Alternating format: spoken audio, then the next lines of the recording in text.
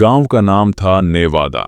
छोटा सा गांव जहां जिंदगी सरल थी लेकिन सपने सीमित। उसी गांव में रहता था अर्जुन, एक साधारण परिवार का साधारण सा लड़का, लेकिन उसके भीतर एक असाधारण डर छुपा था। अर्जुन पढ़ाई में अच्छा था, पर जब भी कुछ नया करने का मौका आता उसका मन कांपने लगता। डर था असफल होने का, लोगों के हंसने का और सबसे ज्यादा खुद से हार जाने का।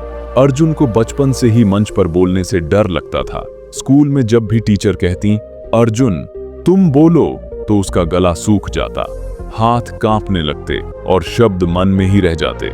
एक बार 5वीं कक्षा में वह कविता प्रतियोगिता में भाग लेने वाला था। उसने पूरी कविता याद की थी, लेकिन मंच पर जाते ही डर ने उसे जकड़ लिया। वह कुछ बोल नहीं पाया। सबके सामने उसे नीचे उतरना पड़ा। उस दिन से डर उसके मन में और गहरा बैठ गया। वक्त बीतता गया, अर्जुन बड़ा हुआ, लेकिन डर भी उसके साथ साथ बड़ा होता गया। अर्जुन का सपना था एक दिन अपने गांव के बच्चों के लिए अच्छा शिक्षक बनना, ताकि कोई बच्चा डर की वजह से पीछे न रह जाए। लेकिन शिक्षक बनने के लिए इंटरव्यू देना था, लोगों के सामने बोलना था। उसके दोस्त कहते अर्जुन तुम पढ़ाई में होशियार हो, तुम्हारा चयन हो जाएगा। लेकिन अर्जुन का मन कहता अगर इंटरव्यू में डर गया तो। डर ने फिर रास्ता रोक लिया। उसने फॉर्म भरने से ही मना कर दिया। एक दिन अर्जुन गांव के बाहर स्थित पुराने बौद्ध विहार में गया। वहां एक वृद्ध भिक्षु ध्यान में बैठे थे। उनकी आंखों में शांति थी।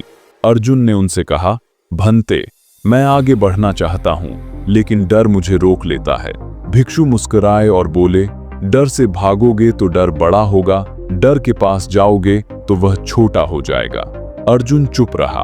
भिक्षु ने आगे कहा, क्या तुम जानते हो डर क्यों होता है? अर्जुन बोला, असफल होने के कारण। भिक्षु बोले, नहीं, डर इस बात का होता है कि लोग क्या कहेंगे। लेकिन याद रखो, जो डर के पार जाता है वही अपने जीवन का स्वामी बनता है। डर को देखने का अभ्यास। भिक्षु ने अर्जुन को एक छोटा अभ्यास दिया। जब डर आए उससे लड़ो मत, बस उसे देखो। मन में कहो, मैं डर को देख रहा हूं, लेकिन डर मैं नहीं हूं। अर्जुन ने यह अभ्यास शुरू किया। जब भी मंच पर बोलने का ख्याल आता, दिल तेज धड़कता, वह आंख बंद कर कहता, हाँ, डर है, मैं उसे देख रहा हूं। धीरे धीरे उसने महसूस किया, डर अब भी था, लेकिन वह उसे नियंत्रित नहीं कर रहा था। पहला कदम। कुछ दिनों बाद स्कूल में एक कार्यक्रम था। टीचर ने कहा, क्या कोई छोटा भाषण देना चाहता है? अर्जुन का मन कांपा। डर ने कहा, मत जाओ। लेकिन भीतर से एक आवाज आई, डर के पार ही सफलता का रास्ता है। अर्जुन खड़ा हुआ।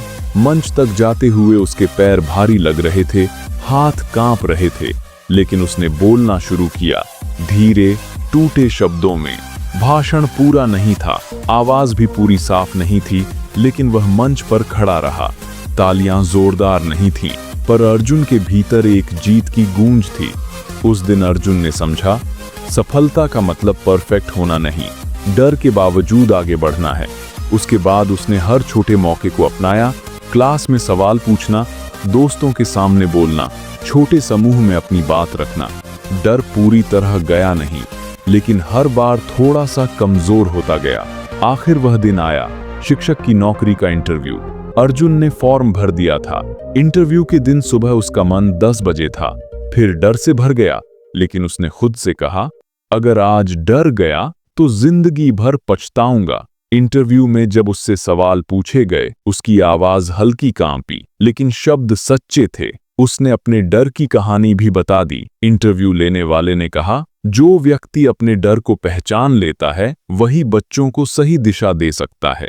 सफलता का असली अर्थ। कुछ हफ्तों बाद चयन सूची आई। अर्जुन का नाम उसमें था, लेकिन असली सफलता चयन नहीं थी। असली सफलता यह थी कि उसने डर के सामने घुटने नहीं टेके। उसने डर को रास्ता नहीं बनने दिया। उसने डर के पार कदम रखा। कहानी का संदेश, डर कोई दुश्मन नहीं, डर सिर्फ एक संकेत है कि जिस रास्ते से आप डर रहे हैं वहीं आपका विकास छुपा है। डर के पार ही सफलता का रास्ता है। डर के साथ चलना सीखिए, क्योंकि साहस का मतलब डर का न होना नहीं, डर के बावजूद आगे बढ़ना है।